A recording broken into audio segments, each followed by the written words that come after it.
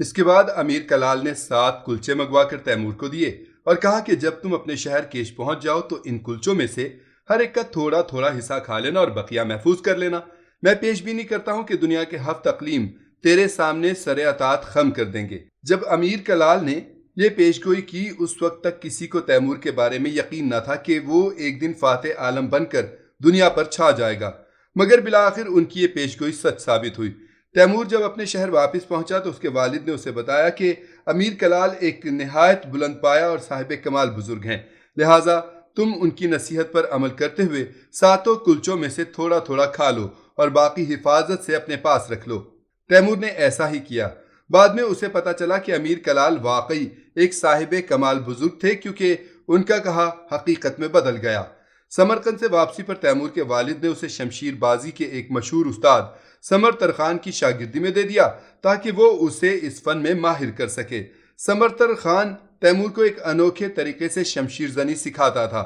وہ اپنے ساتھ ایک رسی لے کر آتا اور تیمور کا دایاں ہاتھ رسی کی مدد سے مضبوطی کے ساتھ اس کے جسم کے ساتھ باندھ دیتا۔ پھر وہ تیمور سے کہتا، اے تیمور، تمہاری حالت اس وقت ایسے انسان کی ہے جس کا صرف ایک ہاتھ ہو اور وہ بھی صرف بایاں ہاتھ۔ پھر وہ وضاحت کرتے ہوئے تیمور کو بتاتا کہ جنگ کے دوران یا تن بتن لڑائی کے دوران دشمن کی یہ کوشش ہوتی ہے کہ اپنے مد مقابل کے دائیں ہاتھ کو ناکارہ بنا دے تاکہ وہ تلوار یا کوئی دوسرا ہتھیار استعمال کرنے کے قابل نہ رہے۔ حتیٰ کہ نیزے کا ایک معمولی وار بھی دائیں ہاتھ کو ناکارہ بنا سکتا ہے۔ چنانچہ لڑائی کے دوران جس شخص کا دایاں ہاتھ زخمی ہو جائے اور وہ صرف دائیں ہاتھ سے تلوار چلانا جانتا ہو تو پھر اس میں اور مردے میں کوئی فرق نہیں رہتا، لیکن اگر کوئی الٹے ہاتھ سے بھی مہارت اسی طرح سے تلوار چلانے میں رکھتا ہو تو پھر وہ ایسا ہے جیسے ایک ہی شخص کے اندر 2 انسان موجود ہیں۔ اگرچہ اس سے پہلے بھی تیمور دونوں ہاتھوں سے کام لیتا تھا اور لکھنے لکھانے کے علاوہ تیر اندازی اور شمشیر بازی بھی کرتا تھا، لیکن سمرتر خان نے اسے خاص تعلیم دی اور الٹے ہاتھ کو بالکل سیدھے ہاتھ کی طرح استعمال کرنے میں ماہر بنا دیا۔ جب بعد میں تیمور نے مختلف جنگوں میں حصہ لیا تو اسے سمرتر خان سے حاصل کی تربیت کو بروئے کار لانے کا بھرپور موقع ملا، جس سے فائدہ اٹھا کر وہ متعدد بار اپنی جان بچانے میں کامیاب ہو گیا۔ تیمور جب سلطنت کے مقام تک پہنچا تو سمرتر خان کافی بوڑھا ہو چکا تھا، تاہم تیمور نے اس کی تربیت کو فراموش نہ کیا اور اس کے لیے اتنا وظیفہ مقرر کر دیا کہ وہ اپنی باقی عمر آرام اور سکون سے گزار سکے۔ ان دنوں اگرچہ تیمور کی زیادہ توجہ جنگی فنون و حرب پر مرکوز تھی، مگر وہ حصول علم سے بھی غافل نہیں تھا۔ اس نے اسی دور میں 2 اہم کتابوں کا مطالعہ کیا جو دونوں فارسی میں لکھی گئی تھیں۔ ایک کا نام مثنوی تھا جسے مولانا جلال الدین نے تصنیف کیا تھا اور دوسری گلشن راز تھی جسے شیخ محمود شبستری نے تالیف کیا تھا۔ تیمور خاص طور پر گلشن راز سے متاثر ہوا اور جب اس نے مہمات کے دوران آذربائیجان پر غلبہ حاصل کر لیا تو صرف اس وجہ سے وہاں کے لوگوں کا قتل عام معاف کر دیا کہ گلشن راز کا لکھنے والا شبستر کا رہنے والا تھا جو آذربائیجان میں واقع ہے۔ بہرحال اس زمانے میں گلشن راز نے تیمور کے ذہن کو جلا بخشی اور حکمت کے دشوار اور پیچیدہ مسائل کو اس کے لیے آسان بنا دیا۔ اس زمانے میں سمرقند پر امیر یاقمان کی حکمرانی تھی۔ اس کی عمر 70 برس کے قریب تھی اور اس کے دونوں بیٹے لڑائیوں میں ہلاک ہو چکے تھے۔ یوں ایک بھتیجے کے سوا اس کا کوئی جانشین یا وارث نہیں تھا۔ یاقمان کو یہ خوف لاحق تھا کہ اس کا بھتیجا کہیں حکومت کے لالچ میں اسے قتل نہ کر دے۔ امیر یاقمان تیمور کے باپ کو جانتا تھا، چنانچہ تیمور نے اسے پیغام بھیجا کہ اگر وہ رضامند ہو تو تیمور اس کی ملازمت اختیار کر لے۔ امیر یاقمان نے تیمور کی درخواست منظور کر لی۔ جب تیمور امیر یاقمان کے دربار میں حاضر ہوا تو وہ اسے دیکھ کر حیران ہوا اور بولا، میں حیران ہوں کہ ترقائی کا بیٹا اس قدر بلند قامت اور تنومند ہے۔ پھر وہ تیمور کو مخاطب کر کے بولا، اے نوجوان، تو کیا کر سکتا ہے؟ تیمور نے اسے بتایا کہ وہ قلم اور تلوار دونوں کو چلانے میں مہارت رکھتا ہے، لہٰذا اگر امیر چاہے تو وہ اس کے دیوان کو بھی سنبھال سکتا ہے اور اس کی فوج کی نگرانی بھی کر سکتا ہے۔ امیر یاقمان نے فوج کی نگرانی کا کام تیمور کو سونپ دیا۔ امیر یاقمان کی فوج کا سپہ سالار غولر کمال نامی شخص تھا جو خاصا فربا اور بھاری بھرکم انسان تھا۔ اس کی عمر 50 سال سے اوپر تھی۔ غولر کمال کو جب یہ علم ہوا کہ تیمور نامی نوجوان کو فوج کی نگرانی کے لیے بھیجا گیا ہے تو وہ اس کا تمسخر اڑانے لگا اور سپاہیوں کو مخاطب کرتے ہوئے کہنے لگا، دیکھو یارو، امیر یاقمان نے ہمارے لیے ایک لونڈا بھیج دیا ہے تاکہ ہم اس کے ساتھ کچھ دل لگی کر سکیں۔ تیمور کو یہ سن کر بہت غصہ آیا اور اس نے اسی وقت اپنی تلوار برآمد کر کے غولر کمال کو للکارتے ہوئے کہا، میں ابھی ثابت کر سکتا ہوں کہ میں ایک لونڈا نہیں بلکہ مجھے اپنی ہتک کرنے والوں کا حساب بھی چکانا آتا ہے۔ یہ کہہ کر تیمور نے غولر کمال پر حملہ کر دیا۔ غالر کمال نے بھی تلوار کھینچ لی اور تیمور کے مقابلے میں نکل آیا، لیکن اس فربا شخص کے بدن کی حرکت سست اور کمزور تھی کہ تیمور کو جلد ہی پتہ چل گیا اس کا مد مقابل بے حد کمزور ہے اور اس کے ہاتھوں نہیں بچ سکتا، اور ایسا ہی ہوا۔ تیمور نے بائیں جانب سے اس کی گردن پر وار کیا اور اس کی تلوار غالر کمال کی شاہرگ کاٹتی ہوئی گردن کی ہڈی پر پہنچ کر رک گئی۔ غالر کمال چکرا کر زمین بوس ہو گیا اور اس کی گردن سے خون کا فوارہ پھوٹ نکلا۔ کچھ دیر بعد غالر کمال کا فربا بدن بے جان ہو کر حیرت میں ڈوبے سپاہیوں کی آنکھوں کے سامنے پڑا تھا۔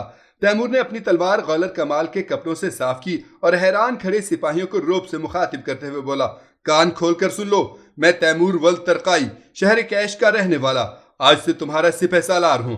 اب تمہیں میری اطاعت کرنا ہوگی اور جس نے میری حکم عدولی کی اسے غالر کمال کا انجام یاد رکھنا چاہیے۔ سپاہیوں نے ایک دوسرے کی طرف دیکھا اور پھر سر جھکا لیا۔ تیمور جان گیا کہ اس کی سپہ سالاری پکی ہو گئی ہے۔ جس دن تیمور نے غالر کمال کا خون کیا اسی دن اسے امیر یاقمان کی طرف سے بلاوا آ گیا۔ تب اسے احساس ہوا کہ اس نے کیا غلطی کی ہے۔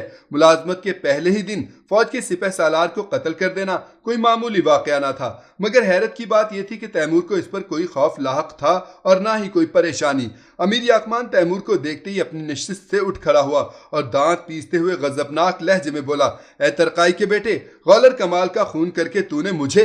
پھر اچانک ہی اس کا لہجہ بدل گیا اور وہ مسکراتے ہوئے کہنے لگا، دراصل تو نے مجھے ایک نالائق اور نمک حرام افسر سے نجات دلا دی ہے، میں اس کے لیے تیرا احسان مند ہوں فرزند۔ اس وقت امیر یاقمان کے درمیان بہت سے لوگ موجود تھے اور ان کے فلک شگاف قہقہوں کی گونج مدھم پڑی تو تیمور کو خیال آیا کہ اسے بھی اپنے کارنامے پر خوش اور فخر مند ہونا چاہیے، مگر اس نے اپنی اندرونی کیفیت کو چھپاتے ہوئے امیر سے کہا، اے امیر، آپ کی فوج کا نظام بہت بگڑا ہوا ہے، مجھے اجازت دیں کہ میں اس میں بنیادی تبدیلیاں لا کر اس کی تشکیل نو کروں۔ امیر یاقمان نے خوشی میں ہاتھ جھٹک کر کہا، جا، تجھے میری طرف سے پوری اجازت ہے، جو کرنا چاہے سو کر۔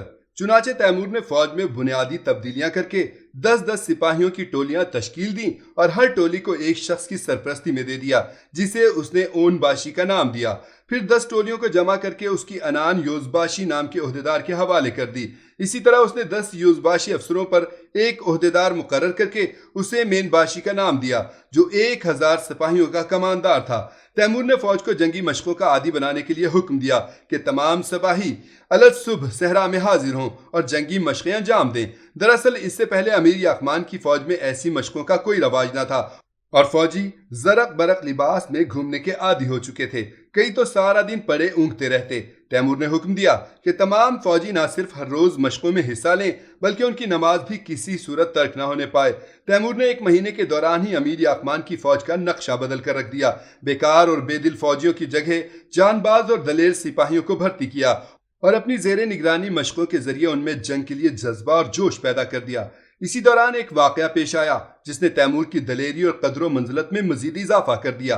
ہوا یوں کہ ایک روز رعایا میں سے کچھ لوگ امیر یاقمان کے دربار پہنچے اور دہائی دی کہ قرہ خطائی نامی قبیلے کے لوگ ان کی 6000 بھیڑیں چرا کر لے گئے ہیں اور 3 چرواہوں کو بھی موت کے گھاٹ اتار گئے ہیں۔ قرہ خطائی قبیلہ سمرقند کے شمال میں سکونت پذیر تھا اور وہ لوگ بہت خطرناک اور جنگجو تصور کیے جاتے تھے۔ اس سے پہلے کہ امیر یاقمان کچھ کہتا، تیمور آگے بڑھا اور بلند آواز میں بولا، میں جاتا ہوں اور لٹیروں کو سزا دے کر چرائی ہوئی بھیڑیں واپس لے آتا ہوں۔ امیر یاقمان نے تیمور سے کہا، تیمور یہ کوئی مذاق نہیں ہے، قبیلہ خطائی کے لوگ انتہائی خطرناک ہیں اور ان کے پاس 20,000 کی تعداد میں جنگجو موجود ہیں۔ تیمور نے نڈر انداز میں جواب دیا، مجھے کوئی ڈر نہیں، میں ہر حال میں بھیڑیں چھڑا کر لاؤں گا، آپ صرف 200 سوار ساتھ لے جانے کی اجازت دیں، میں یقین دلاتا ہوں اپنے کہے الفاظ پر پورا اتروں گا۔ امیر یاقمان نے حیرت سے دریافت کیا، تو 20,000 جنگجوؤں کا مقابلہ 200 سپاہیوں کے ساتھ کرنا چاہتا ہے؟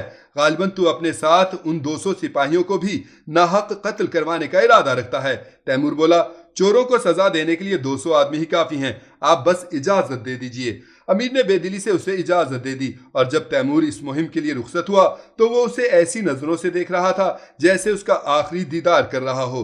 تیمور فوراً 200 سپاہیوں کو لے کر شمال کی جانب قبیلہ خطائی کی سمت میں روانہ ہو گیا۔ تقریباً 20 فرسنگ کے فاصلے پر اسے قبیلے کے آثار نظر آ گئے۔ تیمور نے قبیلے کے سرکردہ افراد کو اپنے پاس بلایا اور ان سے کہا کہ میں امیر یاقمان کی فوج کا سپہ سالار ہوں، تمہارے قبیلے میں موجود کچھ چوروں نے ہماری رعایا میں سے کچھ لوگوں کی بھیڑیں چرا لی ہیں اور 3 بے گناہ انسانوں کو موت کے گھاٹ اتار دیا ہے، لہٰذا تم سے درخواست ہے کہ بھیڑیں واپس کر دو اور قاتلوں کی نشاندہی کر دو۔ قبیلے کے لوگوں نے تیمور کو ٹالنے کے انداز میں کہا کہ ہمارا قبیلہ طائفوں میں تقسیم ہے، اس لیے ہمیں نہیں معلوم کہ کون سا طائفہ تمہاری بھیڑیں چرا لے گیا ہے۔ تیمور نے ان سے کہا، ہو سکتا ہے ایسا ہی ہو جیسا کہ تم کہہ رہے ہو، لیکن تم اپنے قبیلے کے لوگوں سے معلوم کرو، کیونکہ یہ نہیں ہو سکتا کہ ایک ہی قبیلے کے لوگ اپنے اندر موجود لوگوں کو نہ پہچانتے ہوں اور ان کے کارناموں سے واقف نہ ہوں، لہٰذا تم لوگ مجھے چوروں کے بارے میں بتا دو، میں تمہیں کچھ نہیں کہوں گا۔ مگر قبیلے والوں نے درستی سے کہا، ہم چوروں کو نہیں جانتے، تو خواہ ہمارا اور اپنا وقت ضائع کر رہا ہے۔ تیمور سمجھ گیا کہ نرمی اور ملائمت سے کام نہیں چلے گا، چنانچہ اس نے بلند آواز میں کہا، میں تمہیں صرف اتنی مہلت دیتا ہوں کہ جس میں ایک بار سورہ فاتحہ پڑھی جا سکے، اگر اس وقت کے اندر تم نے چوروں کی پہچان بتا دی تو ٹھیک، وگرنہ تم سب کی گردنیں اڑا دوں گا۔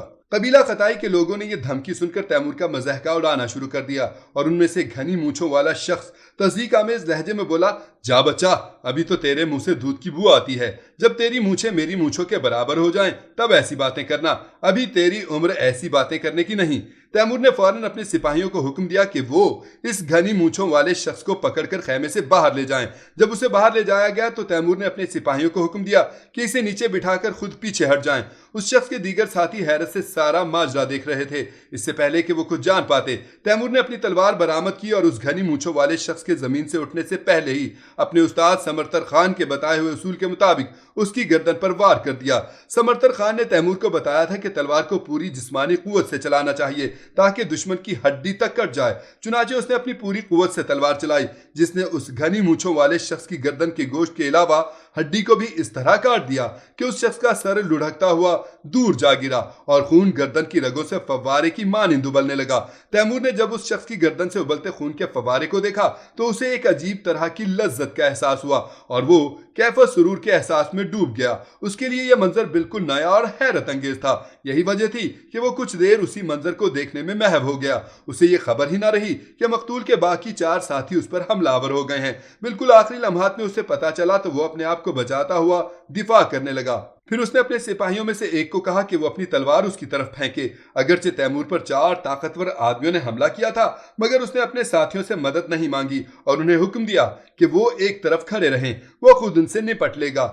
تیمور نے دونوں ہاتھوں سے تلوار چلاتے ہوئے ان 4 آدمیوں پر چابک دستی سے حملہ کیا تو وہاں موجود اس کے ساتھی اشش کر اٹھے۔ اس کے دونوں ہاتھ ایک جیسی مہارت سے چل رہے تھے، وہ ایسی زبردست تکنیک سے دونوں تلواریں چلا رہا تھا کہ جیسے ہاتھوں میں پکڑی تلواریں اس کے جسم کا ہی حصہ ہوں۔ خود تیمور کو یہ محسوس ہو رہا تھا جیسے اس کے مد مقابل اس کے مقابلے میں ایک اناری بچے کی حیثیت رکھتے ہوں۔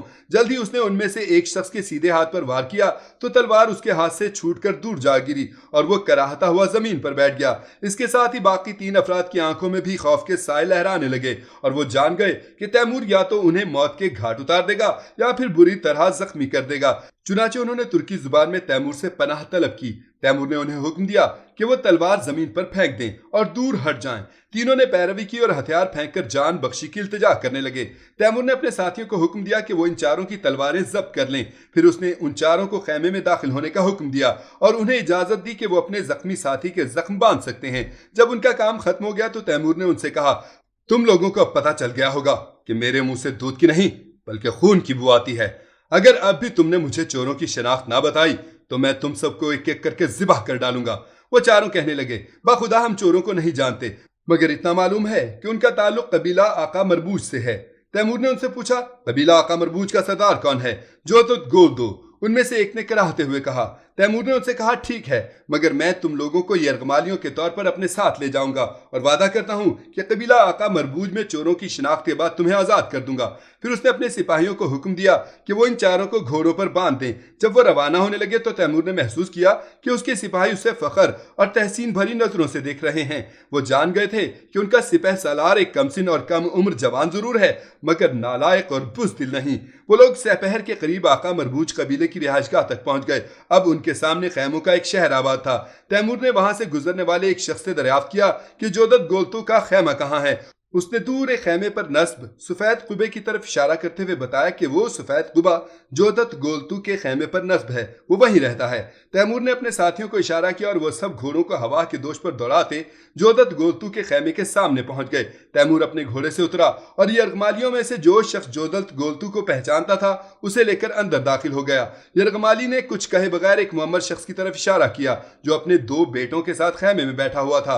اس سے پہلے کہ ان لوگوں کی حیرت ختم ہوتی، تیمور نے اپنے سپاہیوں کو اشارہ کیا جنہوں نے آگے بڑھ کر جودت گولتو اور اس کے دونوں بیٹوں کو گرفتار کر لیا اور ان کے منہ کس کر باندھ دیے۔ اس سے پہلے کہ دوسرے خیموں تک خبر پہنچتی، تیمور اور اس کے ساتھی جودت گولتو اور اس کے بیٹوں کو لیے خیموں سے دور آ گئے۔ تیمور جانتا تھا کہ اگر وہ اہل قبیلہ کے نرغے میں آ گئے تو یقیناً مارے جائیں گے، اسی لیے وہ جلد از جلد خیمہ گاہ سے دور ہٹ جانا چاہتا تھا۔ جب وہ کافی دور نکل آئے تو تیمور نے ٹھہرنے کا حکم دیا اور جودت گولتو کے منہ پر بندھا کپڑا کھولتے ہوئے اپنا تعارف کروایا۔ جودت گولتو کی عمر 60 سال کے لگ بھگ تھی، وہ خاصا صحت مند تھا، وہ ساری بات سمجھ چکا تھا، اسی لیے تیمور سے پوچھنے لگا، تم مجھ سے کیا چاہتے ہو؟ 6000 بھیڑیں اور 3 چرواہوں کا خون بہا، تیمور نے مختصر الفاظ میں جواب دیا۔ جودت گولتو نے انجان بننے کی کوشش کی، اس پر تیمور نے اسے تہکمانہ لہجے میں مخاطب کرتے ہوئے کہا، دیکھ جودت گولتو، میں جانتا ہوں کہ تو اپنے قبیلے کا سردار ہے اور یہ ناممکن ہے کہ تیری مرضی اور رضامندی کے خلاف تیرے قبیلے کے لوگ سمرقند سے 6000 بھیڑیں چرا لائیں اور 3 انسانوں کو قتل بھی کر دیں۔ لہٰذا تیری بہتری اسی میں ہے کہ تو میرا مطالبہ مان لے، ورنہ اگر تو میری بات نہ مانے گا تو میں تیرے سامنے پہلے تیرے بیٹوں کو موت کے گھاٹ اتار دوں گا اور پھر تجھے بھی قتل کر دوں گا۔ جودت گولتو نے دھمکی نظر انداز کر دی اور تیمور کے ساتھیوں کو بغور دیکھتے ہوئے کہنے لگا، آیا تو جانتا ہے کہ میرے قبیلے میں کتنے جنگجو موجود ہیں؟ نہیں، تیمور نے لاپرواہی سے جواب دیا، 5000۔ اس نے 5000 پر خاص زور دیتے ہوئے کہا، اگر تم مجھے یا میرے بیٹوں کو کسی قسم کا نقصان پہنچائے گا تو وہ تجھے اور تیرے امیر کو زندہ نہیں چھوڑیں گے۔ تیرے جنگجوؤں کی تعداد 5000 تو کیا 5 لاکھ بھی ہو تو میں تجھے اور تیرے بیٹوں کو ضرور قتل کر دوں گا، ماں سوائے اس کے کہ تو بھیڑیں واپس کرے اور اپنا خون بہا ادا کرے۔ تیمور نے پرعزم لہجے میں کہا۔ اپنی بات کو سچ ثابت کرنے کے لیے اس نے حکم دیا کہ جودت کے بڑے بیٹے کی گردن پر رسی لپیٹ کر دونوں طرف سے کھینچی جائے۔ تیمور کے سپاہیوں نے ایسا ہی کیا اور پھر اس وقت جب کہ جودت کا بیٹا کسی ذبح شدہ پرندے کی طرح پھڑپھڑا رہا تھا، جودت گولتو چیخ اٹھا، ٹھہرو، دیتا ہوں، رک جاؤ۔ تیمور نے اشارہ کر کے اپنے سپاہیوں کو رکنے کا حکم دیا اور کہا کہ وہ لڑکے کی گردن سے رسی کھول دیں، لیکن جب رسی کھولی گئی تو بہت دیر ہو چکی تھی۔ جودت کا بیٹا اسی لمحے زمین پر گرا اور دم توڑ گیا، غالباً اس کا دم گھٹ گیا تھا۔ جودت گولتو نے اپنے بیٹے کا انجام دیکھا تو بے اختیار دونوں گھٹنوں پر بیٹھ کر سر پیٹنے لگا، پھر چہرہ چھپا کر زار زار رونے لگا۔ تیمور نے اپنی تلوار میان سے نکالے بغیر اسے 2-3 مرتبہ ٹہوکا دیا اور کہا، اے زنسفت انسان، اگر تو اتنا ہی کمزور دل ہے کہ عورتوں کی طرح آنسو بہا رہا ہے تو نے پہلے کیوں کر چوری کرنے اور قتل ناحق کی جسارت کی؟ اب تو سن لے کہ اگر تو نے اب بھی میری بات نہ مانی تو میں ابھی تیرے دوسرے بیٹے کا بھی وہی حال کروں گا جو پہلے کا کیا ہے۔ لہٰذا اگر تو اسے زندہ دیکھنا چاہتا ہے تو بھیڑیں واپس کر اور 3 انسانوں کے قتل کا خون بہا بھی ادا کر۔ جودت گولتو نے چہرے پر سے ہاتھ اٹھائے اور آنسو بہاتا ہوا بولا، خون بہا کتنا ہوگا؟ اس پر تیمور نے شرعی حوالہ دیتے ہوئے کہا، قرآن کہتا ہے اگر کسی کو غلطی سے قتل کر دیا جائے تو قاتل کو خون بہا کے طور پر 100 اونٹ دینے ہوں گے، لیکن تیرے سپاہیوں نے جان بوجھ کر 3 چرواہوں کو قتل کیا، لہٰذا ہر ایک خون کی قیمت 300 اونٹ ہوگی۔ تیرا مطلب ہے کہ کل 900 اونٹ؟ جودت گولتو کی آواز جیسے گلے میں ہی دب گئی، وہ بڑی مشکل سے بول پایا، میرے پاس اتنے سارے اونٹ کہاں سے آئے؟ اگر تیرے پاس اونٹ نہیں ہے تو گھوڑے دے دے، میں نے سنا ہے کہ تیرے یہاں بہت سارے گھوڑے ہیں۔ اس بات پر جودت گولتو منت سماجت اور آہوزاری کرنے لگا۔ اس نے تیمور سے کہا کہ بخدا گھوڑے بھی میرے نہیں بلکہ قبیلے والوں کے ہیں۔ کوئی بات نہیں، تیمور نے لاپرواہی سے جواب دیا، اپنے قبیلے والوں سے کہہ کہ گھوڑے بھیج کر تیری جان بچا لیں، ورنہ میں تم دونوں کو قتل کر ڈالوں گا۔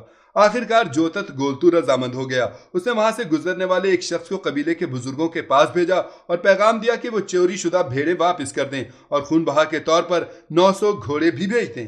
جودت نے بڑے بیٹے کی لاش بطور ثبوت اہل قبیلہ کے پاس بھیج دی۔